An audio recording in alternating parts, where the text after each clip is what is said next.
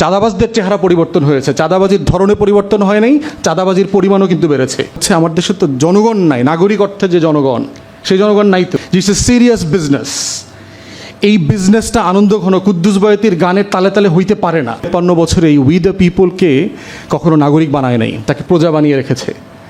প্রজা বানিয়ে রাখবার সুবিধা হচ্ছে তাকে ডিকটেট করা যায়, তাকে বলা যায় তুমি কি করবা, কিন্তু সে কখনো বলে না যে তোমার কি লাগবে। তো সেই জায়গাতে আমাদের এই সংকটের জায়গা হতে জনগণের কথা বলছেন না, সেই জনগণকে কি আপনি জিজ্ঞেস করেন যে এস আলম তো বাংলাদেশ ব্যাংক থেকে অথবা আমার ৮টা ব্যাংক থেকে টাকা পয়সা লুটপাট করে ফেলছে, তো ওই জনগণ তখন মোবাইল ফোনে তার অ্যাকাউন্টে গিয়ে দেখবে যে আমি তো গতকালকে দেখলাম ৩,৩৩,৭১৩ টাকা ৪০ পয়সা ছিল, আজকে তো টাকা আছে। তো এই আমার সকল জনগণ যার যার অ্যাকাউন্টে গিয়ে দেখতেছে আমাদের সবার টাকা তো ঠিক আছে, তাহলে এস আলম টাকা নিল কোত্থেকে? তাহলে সে যদি নাগরিক হইতো তাহলে কিন্তু সে অ্যাকাউন্ট চেক করতো না। তো এইটা হইল যে সে নাগরিক না হয়ে ওটা সংকট। এবং দ্বিতীয় দেখবেন দাবি দাওয়াগুলো দেখেন, অধিকাংশ দাবি দাওয়াগুলো দেখবেন একান্ত ব্যক্তিগত দাবি দেওয়া। আমার ভাত চাই, আমার জিনিসের দাম কেন, আমার চাকরি হচ্ছে না কেন, অথবা ওরা যারা আন্দোলন করেছে চাকরি বাকরি কোটাটা থাকবে না। রাষ্ট্র নিয়ে কারো আন্দোলন আছে? কজন করে? যে উই দ্য পিপলের জন্য যে রিপাবলিক করবার যে আকাঙ্ক্ষা নিয়ে যে আমি করলাম, সেখানে কোনো কনভারসেশন নাই, ডিসকাশনটা নাই যে রিপাবলিক করবার সংকটটা কোথায়। আমরা সবাই ধরেন এখন অনেকেই পলিটিক্যাল পার্টিরা নির্বাচন নিয়ে কথা বলছে, নির্বাচনের পরে এই রাষ্ট্রটা কিভাবে রিপাবলিকের আকাঙ্ক্ষা পূরণ করবে সেই কনভারসেশন কিন্তু নাই। জমি জমা, হাট ঘাট, বাজার মাঠ সব দখল হয়ে যাচ্ছে, এক্স্যাক্টলি সেম। শুধু চাঁদাবাজির মানে চাঁদাবাজদের চেহারা পরিবর্তন হয়েছে, চাঁদাবাজির ধরনে পরিবর্তন হয় নাই, চাঁদাবাজির পরিমাণও কিন্তু বেড়েছে।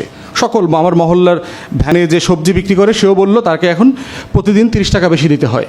20 টাকা লোকাল রাজনৈতিক দলের নেতা, 10 টাকা পুলিশ। আগে জানি তো তার থেকে 30 টাকা বেশি দিতে হচ্ছে। এবং যারা দিতে রাজি হয় নাই তাদের দেখলাম আপনার ওই দোকান টোকান সব ভেঙে দিয়ে আসছে, ভ্যান ড্রাইভারকে বসতে দিচ্ছে না। তো সেই জায়গাতে আমার দেশের সংকটের একটা জায়গা হচ্ছে আমার দেশে তো জনগণ নাই, নাগরিক অর্থে যে জনগণ, সেই জনগণ নাই তো। যদি থাকতো তাহলে বাংলাদেশে আনন্দঘন পরিবেশে নির্বাচন হইতো না। বাংলাদেশের নির্বাচন আপনারাই সবাই রিপোর্ট করেন গণমাধ্যম যে আনন্দঘন পরিবেশে নির্বাচন সম্পন্ন হইল। নির্বাচন যে আনন্দঘন পরিবেশে হইতে পারে না, এটাই হচ্ছে রাষ্ট্র না হওয়ার সংকট, এটাই হচ্ছে রাষ্ট্রে নাগরিক না থাকার সংকট। This is serious business. এই বিজনেসটা আনন্দঘন কুদ্দুস বয়াতির গানের তালে তালে হইতে পারে না।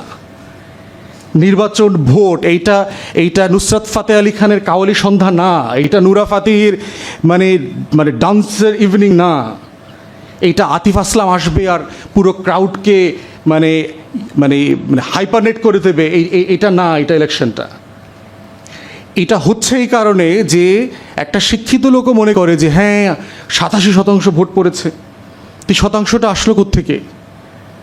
আমি কোনো জনপ্রতিনিধিকে তো জিজ্ঞেস করে পাই নাই যে সে বলেছে যে আপনি বিকাশ দিবেন না, নগদ দিবেন না, ফুসপানি খাওয়াবেন না, বিড়ি সিগারেট পান কিছু দিবেন না, কুদ্দুস বয়াতির কনসার্ট হবে না, কিন্তু নিজ দায়িত্বে অটো ভাড়া করে নিজের খরচে আইসা শীতের সকালে ভোট দিবে।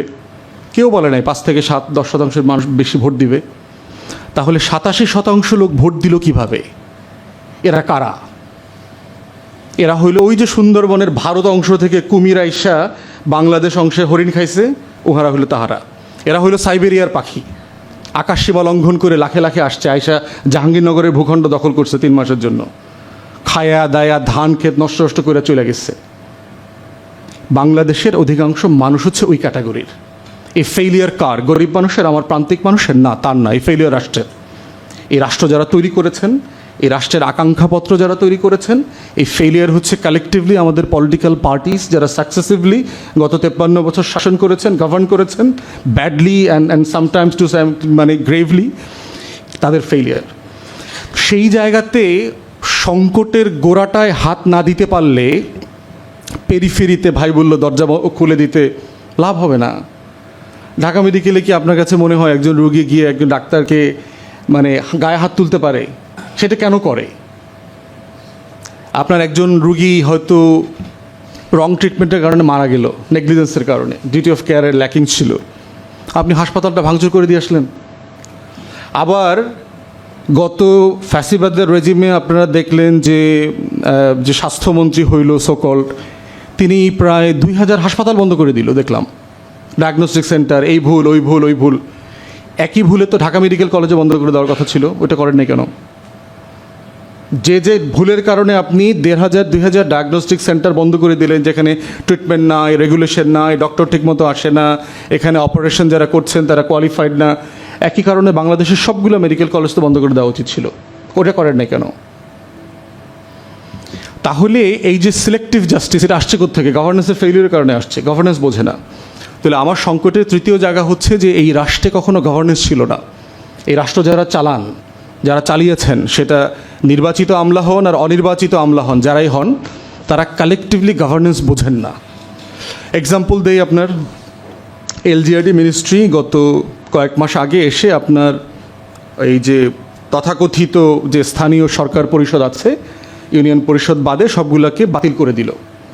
ইউনিয়ন পরিষদটা করে নাই, আনইলেক্টেড হওয়াই উচিত, রাইট ডিসিশন।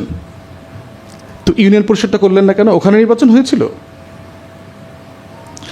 এরপরে হচ্ছে একটা অনির্বাচিত ল্যাসপেন্সার গোষ্ঠী হইলেও তো ওখানে একটা টিম ছিল, ওই অফিসে যারা বসতো, যাওয়া আসা করতো আওয়ামী লীগের নেতারা, যাদের সাথে মহল্লার 2-4-10% মানুষের যোগাযোগ ছিল। রিপ্লেসমেন্টটা কিভাবে হবে? ধরুন অফিসটা আপনি ভ্যাকেট করলেন, এটা দখলদারের মধ্যে ছিল, ভ্যাকেট করে দিলেন, এরপরে কি হবে ওইটা আপনি আবার জানেন না। 24 ঘন্টার নোটিসে পলিথিন বন্ধ করে দিলেন। আমরা সবাই পলিথিনের বিপক্ষের মানুষ, প্লাস্টিকের বিপক্ষের লোক, কিন্তু আমি তো গত 20 বছর 50 বছর ধরে আমি পলিথিনে বাজার করছি, আমার তো একটা অভ্যস্ততা আছে। 24 ঘন্টার নোটিসে আপনি পলিথিন এটা এনফোর্স করবেন কীভাবে? আমরা যারা উকিল, আমার কলিগ আছেন এখানে, লার্নার ফ্রেন্ড, জুরিসপ্রুডেন্সে একটা কথা আছে যে the law which cannot be enforce is a bad law. যে আইনটা আপনি এনফোর্স করতে পারবেন না, এটা